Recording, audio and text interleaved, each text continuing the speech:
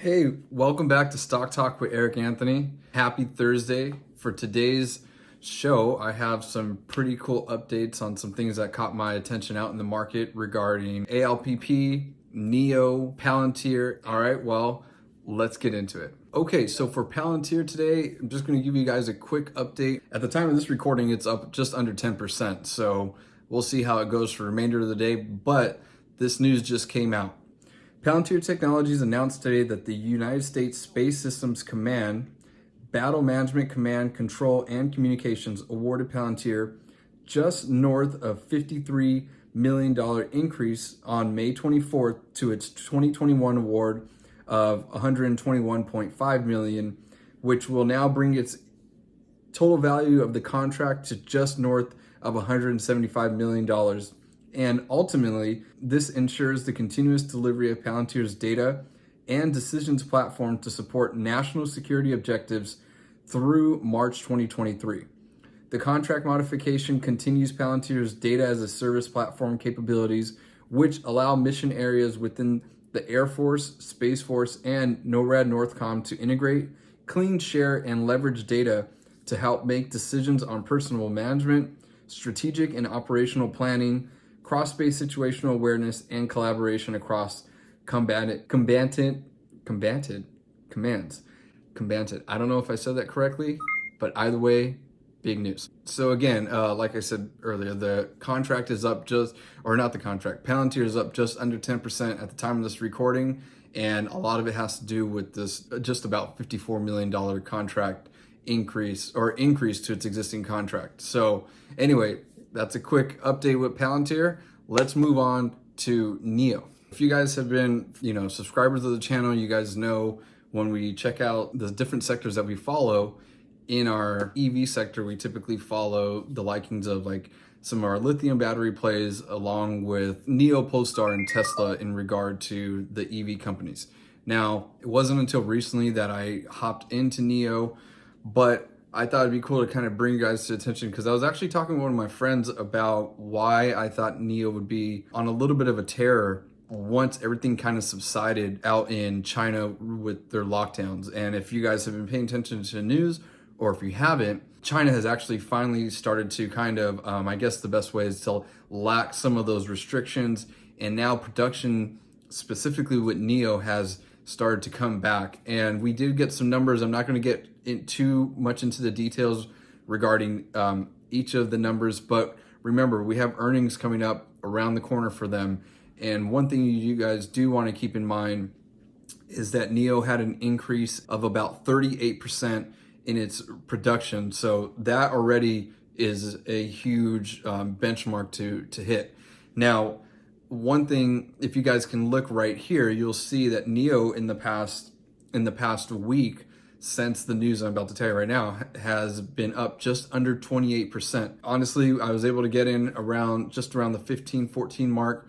Not too much, so I'm not going to be like, oh my God, I'm up this crazy amount. But the reason why I thought it'd be a nice time to buy in was because I knew that the China lockdowns were in effect, and that once those kind of eased, I felt, this can be beneficial for NIO in the long run. But again, the main thing that I want to bring to you guys' attention, as you can see with this increase since last week, was that the main thing is that we found out that NIO is planning an expansion out to the United States for manufacturing. NIO is reported planning to build its vehicles in the United States, the CNEV Post reported, citing an exclusive report from Shanghai-based Chinese media outlet Yikai. And again, I apologize if I mispronounced that. NIO is looking out to recruit personnel for several manufacturing positions in the United States and build a plant in the country. The manufacturing positions for which NIO is said to be recruiting, including manufacturing part planning experts, bodycraft experts, overseas planning and infrastructure,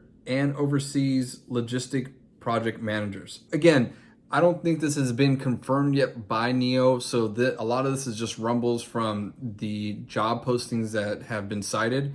But why this has caught my attention, especially for all my ALPP investors, as you can see here, we know that, and again, this could purely be speculative, but I'm gonna throw it out there anyway. we know that elecjet, which is a subsidiary of ALPP, that we think that there might be a little bit of a relationship with the co-founder of elecjet and the CEO of NIO. And now, again, why this kind of jumps out the page to me is that if this is true, that NIO wants to expand to the United States, then this might be a huge, this might be something huge for ALPP long into the future, especially if they're really getting into the planning aspect. If any of you guys have been following how we've been tracking ABML and their pilot plant, we know that things aren't going to happen overnight, but we do know that once plans are put into play and executed correctly, that those things can move fast and efficiently. So if that's the case with NIO and what they plan on expanding here, the same way they've been going out in Norway, that has been following a pretty successful track. To me, it would be nice to see them come out and hopefully, have a combination of forces with elecjet and seeing how we can help facilitate some of their battery issues that they may have in the future. Now, if any of you guys don't know, NIO has a much different approach to how they do their battery, how they handle their batteries in comparison to another big player in the space such as Tesla. NIO has a battery swapping program, and if you guys want more information on that, let me know in the comments below, and I can either send you a link so you guys can get better educated on that whole process, or if you want, I can maybe devote a video solely to how their battery swapping process works and how they go about running their things there. But the most important thing, again, for all my ALPP investors is just keeping your mind out there that NIO will be expanding out to the United States, and hopefully that brings on a new contract for elecjet and ultimately ALPP. All right, well, again, that's just a little quick update, a little speculative, but I just thought I'd bring it to your attention because if you guys notice, to go from like 14s and now knocking on the door of $19, $20, that's a pretty big increase and pretty fast, as it has happened all within almost like the five to 7 calendar days. All right, again, just a quick update on NIO, and now let's jump into a quick update on ALPP. Okay, so for the update for ALPP, this news is a little old. It's about 3 weeks old since we got the white paper notification, but if you guys have been following the channel, you know that I was out of town. We went out over to Indianapolis to go see the demonstration and meet a lot of the team out there. And unfortunately, when I got back, I was sick for about I was sick for a little bit. And again, really quick, I just want to say thank you to everyone out there who, for the the well wishes and the well regards. Everyone here at the house is doing much better, and again, that just means a lot for everyone that reached out. Pretty cool. I didn't think any of you guys really cared. So anyway, thank you again for everyone who reached out. All of us are all healthy and doing much better. And again, for everyone else out there who may be sick at this time, take the time to heal. Take the time to just slow everything down. Allow your body to kind of come back and then jump into it. Because I know from personal experience, I definitely tried to jump the gun a couple days early and I paid for it and slowed everything down by another week. So anyway, again, thank you so much for everyone that sent out the well wishes out there. Okay, so let's jump into the news that came out regarding ALPP's subsidiary Quality Circuit Assembly, which is out here in the Bay Area in San Jose. All right, so check it out. Alpine 4 subsidiary Quality Circuit Assembly was awarded $4.8 million in a new contract for airborne particle sensors. They have secured $4.8 million in a new purchase orders from Clean Room Monitoring Systems.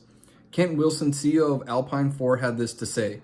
In 2019, 2020, and 2021, Alpine 4 invested heavily into QCA by providing them with the latest manufacturing equipment, production software, and staff training, which allowed QCA to stand out as the contract manufacturer of choice for many companies worldwide. This investment into QCA is now bearing fruit as the company is experiencing unprecedented demand for its manufacturing services.